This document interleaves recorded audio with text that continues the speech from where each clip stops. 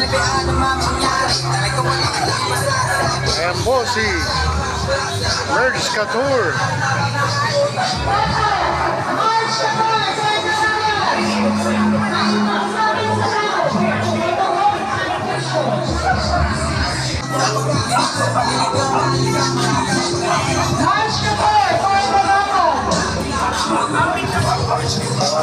Hello po, magandang hapon.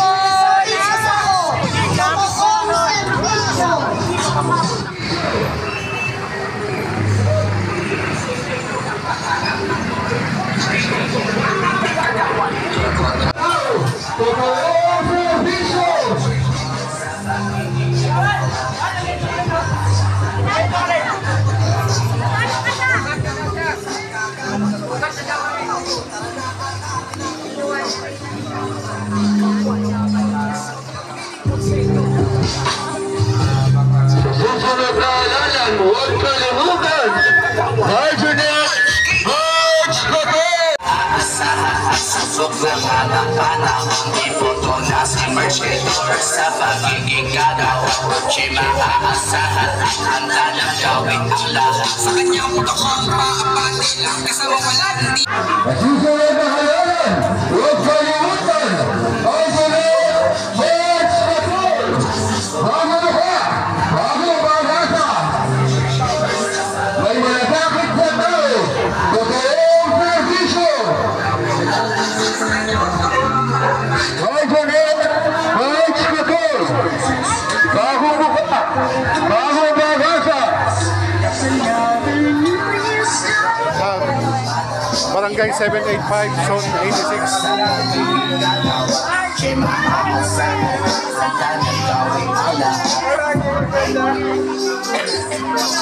Ganito pala ito pag barangay election.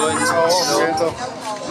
Siyempre yung mga kapitbahay mo, makikita mo rin lumalabas talaga sila tayo. Yung iba sumasama. Talagang mapapalabas sila. Sir, ano masabi mo sa pagsakbo ni Kagawad Merge Couture? Okay naman, maganda naman yung lalo niya, maganda naman.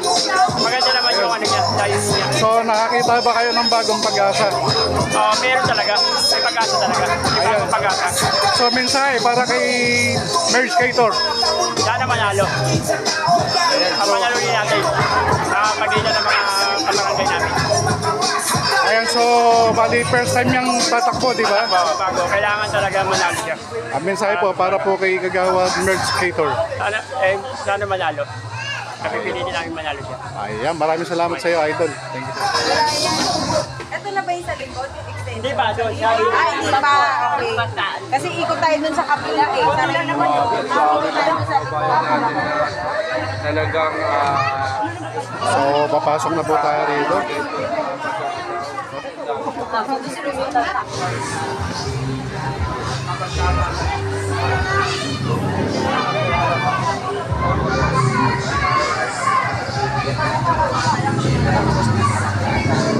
Ayan.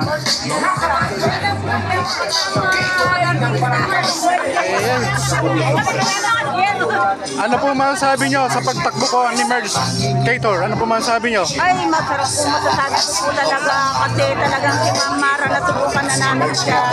Talagang super bait po. Sila po yung po taong makakatulong dito sa aming barangay. Mensahe ko sa ating mga kabarangay. Okay naman po sa amin dito. Natatakot mamay. Kasama po namin siya talaga. Malalapit na di ka magsisisi. Handa magsilbi ano ba mangyari. Talagang wala ka na masasabi. Kasi sa lahat siya ibang klase. Bagong mukha, bagong pag-asa. Sa paglilingkod talaga mapisa. Kagawad march na tayo. Tara na at atin ang iboto.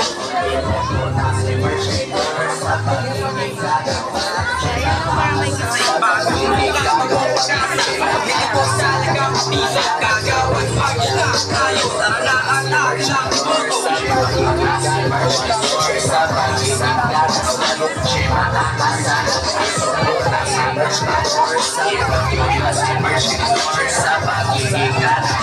Siya'y maaasahan at handa ng gawin akla. Si March Victor sa magiging galing.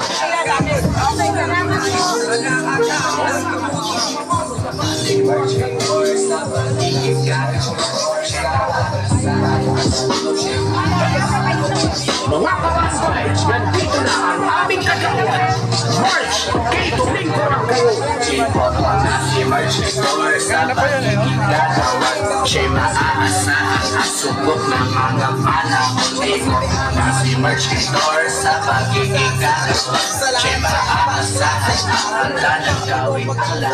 Sa kanyang talaga maapati, kasama walang di kasali. Sa mga tayo ng malagari, may gawain nila puro sabi. Malalapit natin ang puso, maglilingkod sa inyo ng tapat hanggang tulo. Sa March Kato, yan ang aming kagawan. Kasama walang di March Victor sa magiging gagawan. Siya'y maaasahan at subok ng mga panahon dito.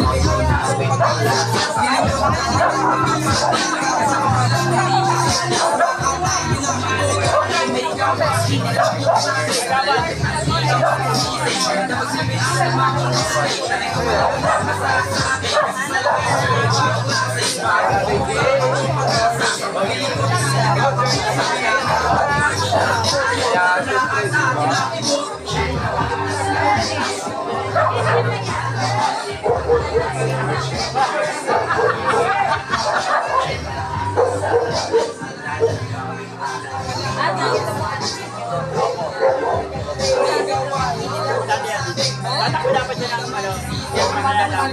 Siguro eh. Siguro. Dapat naman. Salamat ha. Thank you so much. Thank you ha. Walang problema. Makakalimutan si Boy. Yung makakalimutan yun. Magandang gabi sa'yo. Ano po masabi natin sa pagtakbo ni Merge Cater? Okay naman po siya kasi dating kapitbahay ko po siya dyan ng upahan sa Boy Beach. So maliit pa lang kayo, kilala niyo na sila. Opo. Gano'n? Lalita siya taga dito mong taga dito. Talagang lihitin mo taga rito, no? Opo, sir. So nakakaramdam ba kayo na kung si Merge Cater po ang maluluklok bilang isang kagawad? Oo naman, mapapasok niyo po yan. Ayan, so maraming salamat. Magandang gabi po sa inyong lahat. Siyempre, total, nandito na rin lang kami. Meron na kaming speaker, may microphone. Baka pwede ho makapagsalita lamang kahit sandali. Para kasi pag isa-isa ho, sumasakit sa lalamunan eh. Una-una, ang dami pong nakapula. Hindi ko alam kung yung pula na yan, eh pulang-pula ba sa pag-ibig? O pulang-pula yung mga paa sa paglalakad? Sa paglalakad maghapon?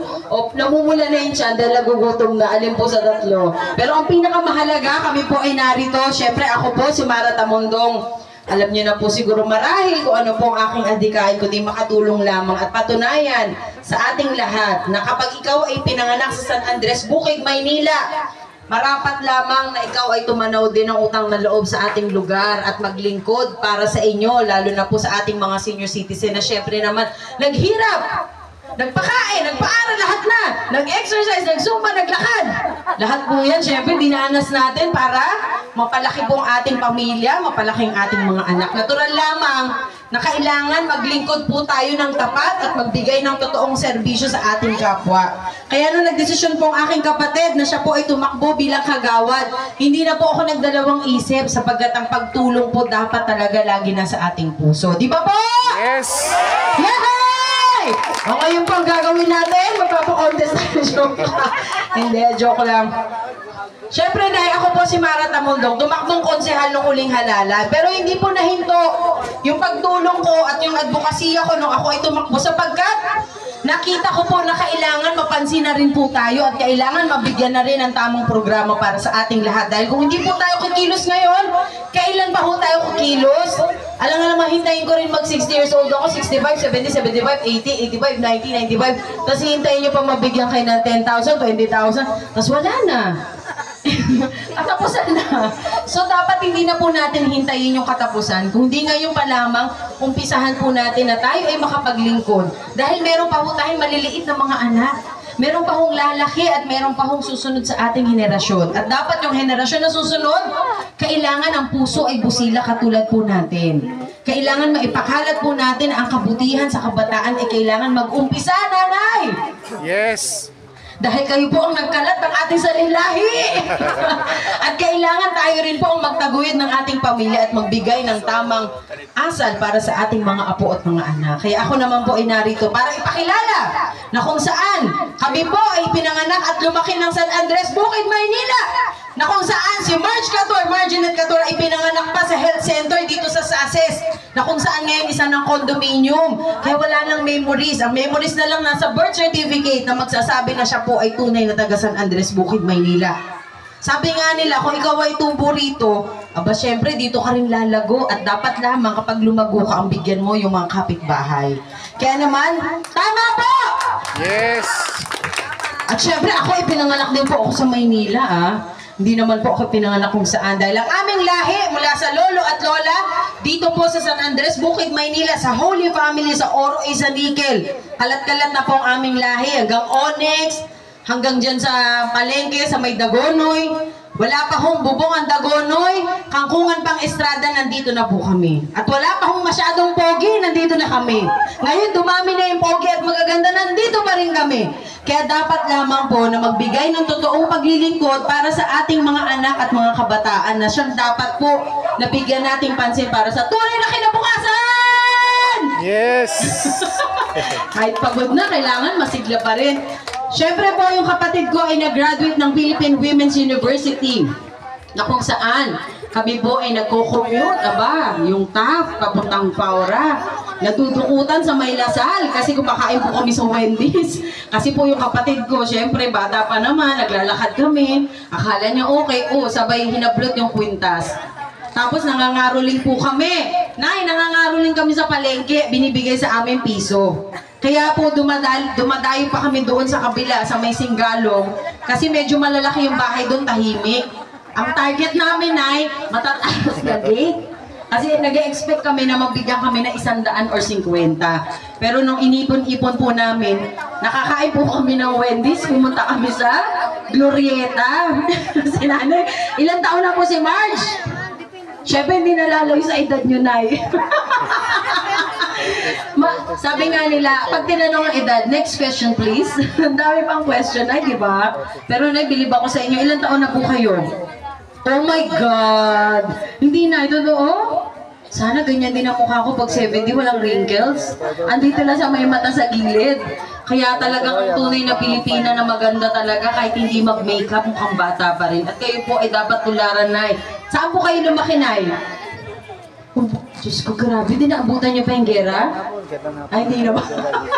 Hindi, joke lamang po. Siyempre, yung paglilingkod po na ibinibigay ko, gusto ko pong maibahagi sa bawat barangay na kung saan natuwa po ako, lalo na nung sinabi na aking kapatid na tatakbo siyang kagawad. Siyempre, di ba? Magandang balita po yan dahil hindi lamang pala ako mag-isa. Kundi may makakatuwang pala ako na bumaba at magbigay ng serbisyo sa bawat barangay. Kaya narito po si Marge Cator! Yes. Bumati ka lamang, hindi ka sasayaw, hindi ka kakanta, pero bumati ka sa ating mga kapitbahay, di ba? Hindi po ito mahiyain, pero takpan niyo po yung mga mata niyo pag nagsalita siya. Bumati ka, Marge, sa kanila. Hello po, good evening po sa inyo lahat, sa mga kabarangay ko po dito. Hindi po siya nahihiya, Medyo, bumupuelo pa lamang siya. Dapat daw nakasama mo. Magandang gabi! Magandang gabi sa inyong lahat, mga kabarangay ko po. Sabi nga ni Marge, dahil syempre napanatili niyang maganda ang kanyang pangangatauhan dahil pagkakaroon ng magandang pananaw sa buhay at hindi lamang yan, yung maging masaya ka palagi kahit may problema kayo na magpapatibay po sa ating lahat. Kaya sabi nga po ni Marge, pag siya naluklok, syempre dapat lang magkaroon ng Zumba dance! Yes. At syempre mabigyan pa ng benepisyo ang ating mga senior citizen. Mapaganda yung barangay, magkaroon ng pangkabuhayan! Yes. Para naman kahit senior citizen na po kayo, smile na smile pa rin kasi kumikita. Di ba, Nay? Napakahalaga kasi na tayo ay kumikita sa kahit na maliit na paraan dahil syempre iba pa rin yung may sarili kang pera, makakabili ka ng gusto mo, meron kang pang maintenance, Yan po yung isa sa mga programa na ibababa po natin. Lalong-lalo na ako po ay narito, ibinigay ko na pong aking katawan, ang kaluluwa, lahat, ang puso, lahat na. Kaya dapat yung paglilingkod na ibibigay natin, yung makatotohanan po sa inyong lahat! Yes! Hindi po ako nagagalit na, pero gusto ko lamang magising ang inyong diwa na dapat ang suportahan po natin ay taga rito. At higit sa lahat, ang pagiging isang Pilipino ang napakahalaga sapagkat ang pagiging Pilipino po natin ang siyang magmamahal din sa ating lahat. Alam po ninyo, ilang kami magkakapatid? 7. Kaya po ang mama ko, dahil guro po ang mama, si mama, lagi niya sinasabi, hindi tayo pwede magkaroon ng kasambahay. Kailangan matuto kayo sa gawaing bahay. Si Margie po naka-assign mag-alaga ng maliliit naming kapatid. Naka-assign po siya dyan. At ang panganay ko pong kapatid na si Cathy, siya naman ang naka-assign po, mamalengke. At ako naman po ang tagalinis at tagalabas sa bahay na. Maniwala ka ba na 5 years old pa lamang, nagbababad na po ako ng basahan, nagbababad na ako ng uniform. So ibig sabihin po, yung aming kinagisnan at kinalakihan ay hindi po nalalayo sa totoong buhay natin dito sa San Andres Bukid, Maynila. Kasi nga naman, ang katwiran ni Mama, magpapasahod ka ng kasambahay, ano kakainin natin? 7 kayo, nag-aaral pa kayo. Kaya po lahat ng hirap na yan na naranasan po natin, syempre dala-dala po natin yan na sa buhay natin, na kailangan lahat ng bagay pagsikapan at kailangan maging totoo tayo sa lahat ng oras. Ayan. So para po dyan, syempre dapat mabigyan kayo ng isang awitin. Pero syempre Marge, meron ka pa bang gustong sabihin sa ating mga kababayan, sa ating mga kabarangay? Syempre ang gusto nilang malaman bakit ka ba gusto mong maglingkod? Ano ba raw nakita mo para matulungan? O ano ba yung naghikayat sa'yo? Siyempre, bukod po sa nakikita niya, dahil sumasama siya sa lahat ng food feeding program ko, nakita niya kasi talaga yung katotohanan na kapag tumutulong ka pala, ang laking bagay. Kahit hindi mo na natutulungan yung sarili mo, pero nakakapagbigay ng moral lesson sa'yo, na yung pera po material na bagay, pero yung magbigay ka ng totoong tulong at mahalin mo yung kapwa mo, yun po yung isa sa mga bagay na mahirap din ibigay, lalo na kung wala naman talaga sa'yo. Pero dahil kami po ay taga rito, syempre, nandiyan na po sa aming puso na kami po ay maglingkod. At hindi naman po masama na yun po ay ibalik natin sa inyo na makatulong po kami at makatulong ninyo kami. Good evening po sa inyong lahat. Ano ko lang po, kaya po ako tumakbo para po makatulong dito sa barangay natin. At matulungan din po tayo, priority po tayo ng kapatid ko na mas mapaganda pa po yung barangay natin. Ngayon po, syempre magbibigay lang ako ng munting awitin para sa inyo na hindi naman masayang. Na syempre, ang pag-asa po natin ay magkaisa upang magkatulungan po tayo. Ito pong aawitin ko ay para sa inyong lahat noong panahon ng pandemya. At first I was afraid, I was petrified, kept thinking I could never leave without you by my side. But then I spent so many nights thinking how you did me wrong, and I grew strong, and I learned how to get along, and so you're back from outer space. I just walked in to find a healer that to look upon your face. I should have trained steps of love, I should have made you liberty. If I had known for just 1 second, you'd be back to bother me. Don't let go, walk out the door, just turn around now, cause you're not welcome anymore. Want you to want to try to hurt me with your body. You think I'd crumble, you think I'll lay down and die, or won't I will survive? Oh, as long as I know how to love, I know what's alive. I got all my life to live, I got so much love to give, and we'll survive.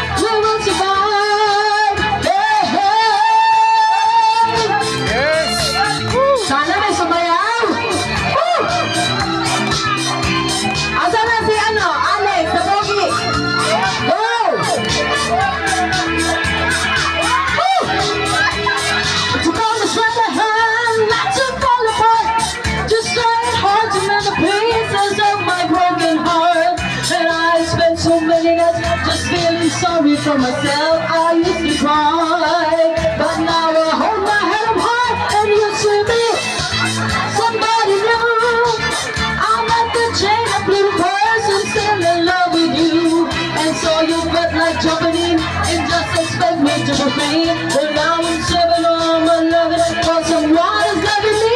Don't let go. Walk out the door. Just turn around now. 'Cause you're not welcome anymore.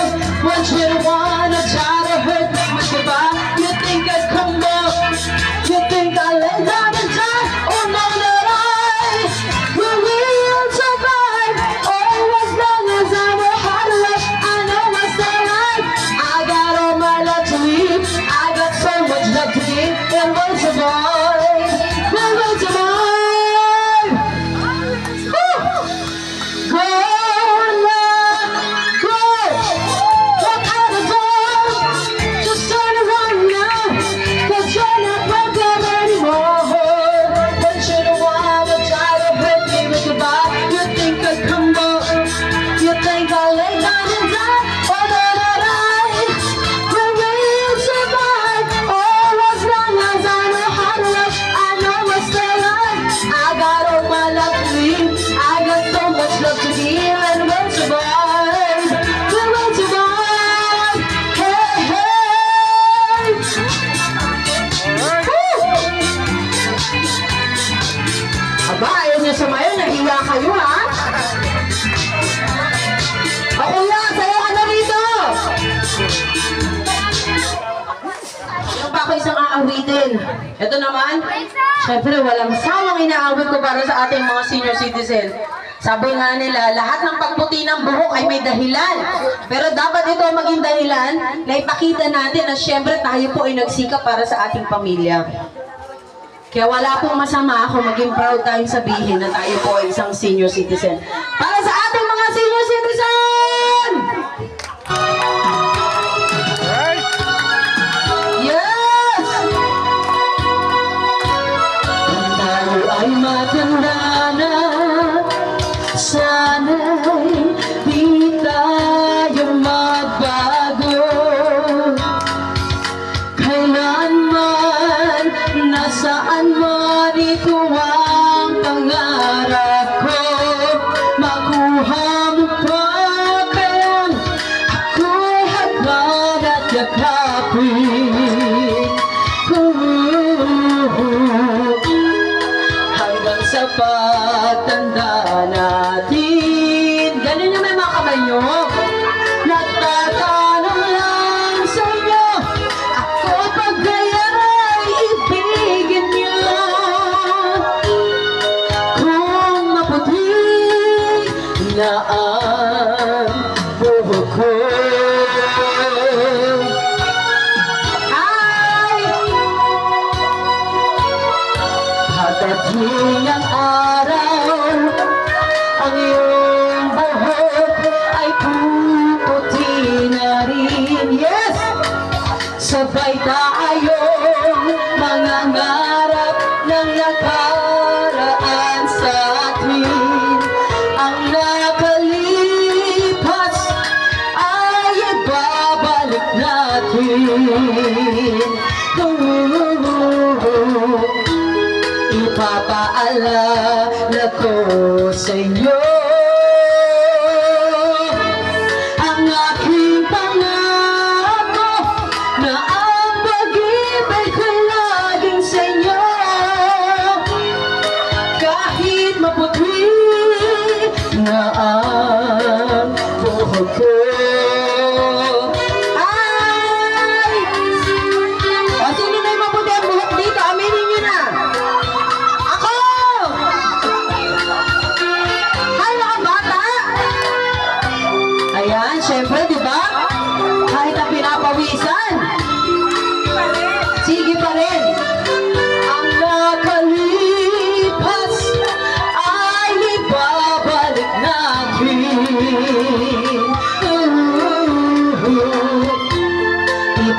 Ipapaalala ko sa inyo ang aking pangako na ang pag-ibig ko laging sa inyo. Kahit maputi na ang buhok ko,